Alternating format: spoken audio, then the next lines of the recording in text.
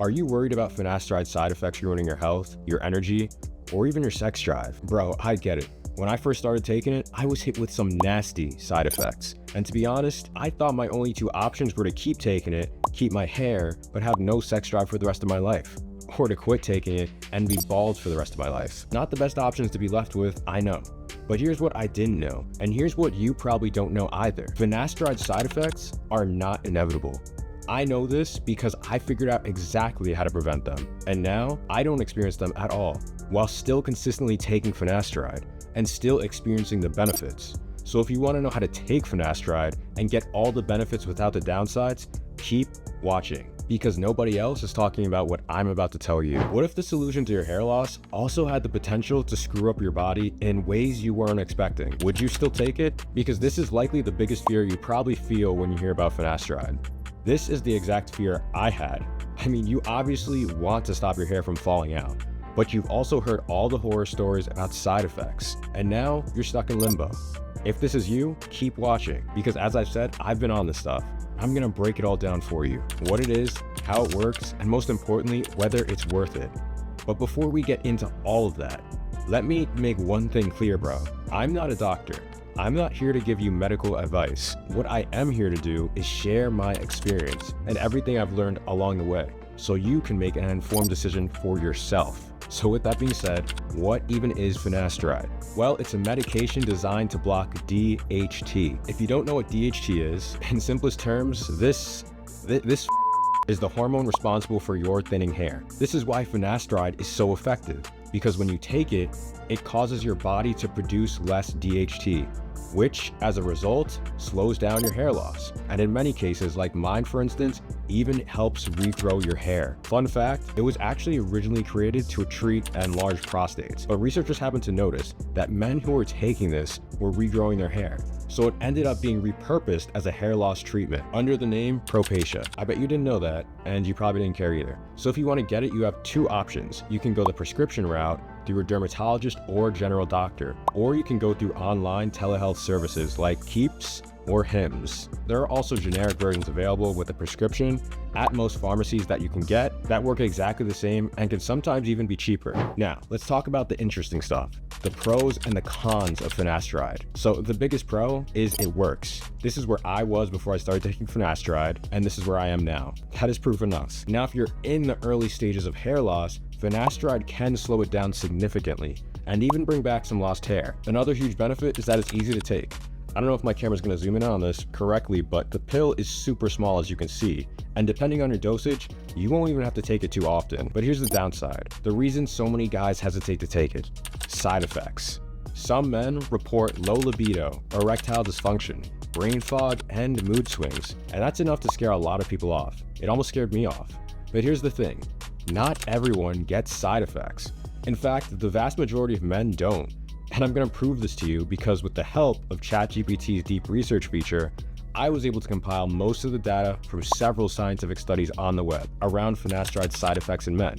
And the results I got might surprise you. Now, obviously, this is not 100% accurate, so take it with a grain of salt. But based on scientific research, only around 3 to 5% of men who took oral finasteride 1 milligram daily experienced reduced libido, erectile dysfunction, or ejaculatory issues.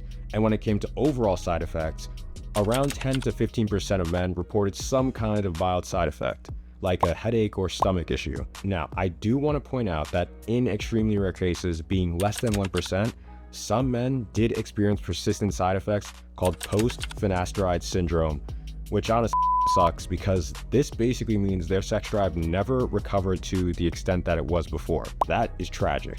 And it is an unfortunate reality some men have experienced. On a more positive note though, men who took topical finasteride, 0.25%, experienced less side effects in general. So if you're worried about this, you might want to aim towards topical finasteride. Around 3% of men experienced sexual side effects, and around 10% of men experienced overall side effects, which were mostly mild scalp irritation. And it really comes down to this. Are you willing to take the risk for the reward? I mean, some guys think finasteride's a miracle drug. Others swear it's ruined their lives. Me personally, I think it's somewhere in the middle. And if you use it right, you can maximize the benefits while minimizing the potential downsides. And in the next section, I'm going to tell you exactly how to do this. By the way, if you're tired of just watching videos without getting any results, and you think you can handle me calling you out on your bullshit so you can actually fix your problems, book a 15-minute consultation with me. Also, if you want a free ebook to help you reach any goal you may want, sign up for my email list.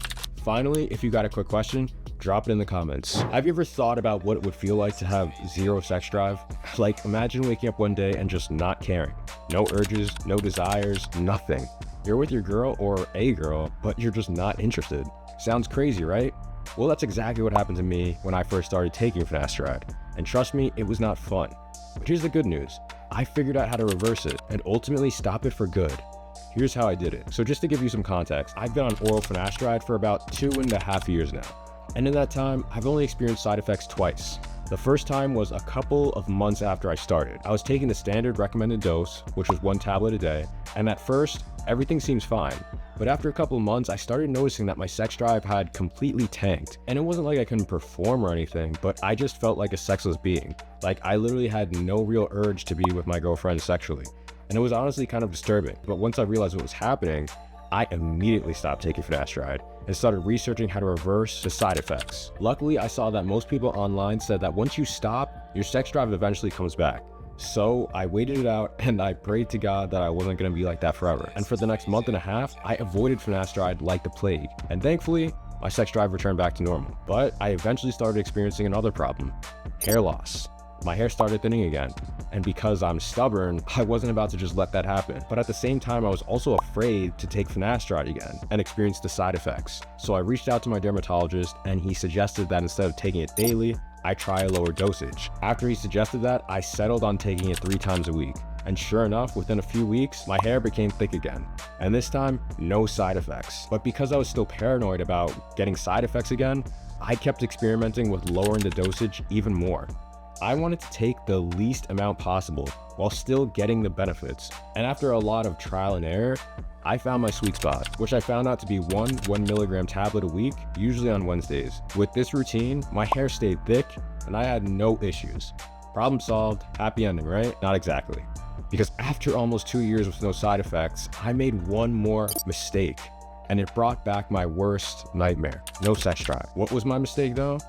It was me not giving my body time to detox. Now, like I said in the start of the video, I'm not a doctor, but in my experience, I only had side effects when I didn't allow my body to detox and naturally restore my DHT levels. So after experiencing the side effects again and allowing my body to detox for a couple months, I eventually developed what I call a Finasteride cycle. Your Finasteride cycle might be different than mine. Everybody's body is different, but what I discovered works for me is taking 1 milligram of Finasteride once a week for about 3 months. To keep my hair from thinning, and then I detox for about 1.5 months to allow my body to naturally restore its DHT levels before restarting the cycle again. So far, this method has helped me retain my hair while avoiding side effects completely.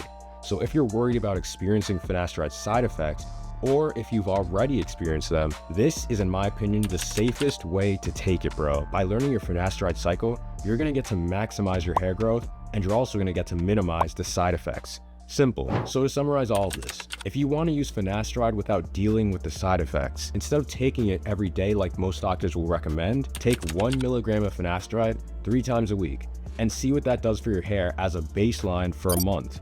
If you notice your hair is growing back, decrease the dosage from 3 tablets a week to 2 tablets a week for the next month. Keep doing this until you notice your hair thinning again.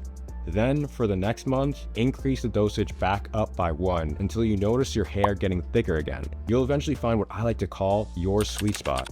This is the spot where you're able to take the least amount of Finasteride to avoid any potential negative effects, while also at the same time experience its positive effects, which of course is you not going bald. Once you find your sweet spot, take a 1.5 month break off to allow your body to detox. Don't worry, your hair is not going to fall out immediately. Then after the 1.5 months off, resume your sweet spot dosage for the next 3 months straight.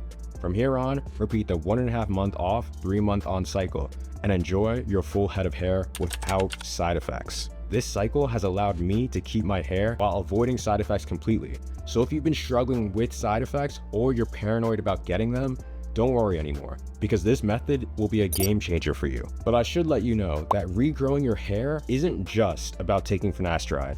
I mean, there's actually a lot of other things that you can and should take to help support your hair growth. And if you want to know what those things are, I suggest you check out this video next.